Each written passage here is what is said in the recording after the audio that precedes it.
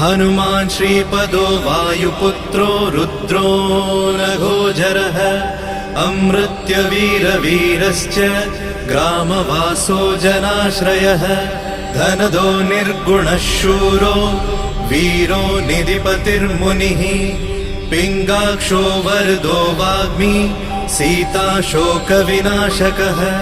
शिवः शर्वत्परो व्यक्तो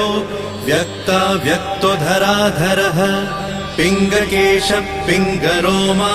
श्रुतिगम्यः सनातनः अनादिर्भगवान् देवो विश्वहेतुर्जनाश्रयः आरोग्यकर्ता विश्वेशो विश्वनाथो हरीश्वरः भर्गो रामो रामभक्तः कल्याणप्रकृतिस्थिरः विश्वम्भरो विश्वमूर्तिर्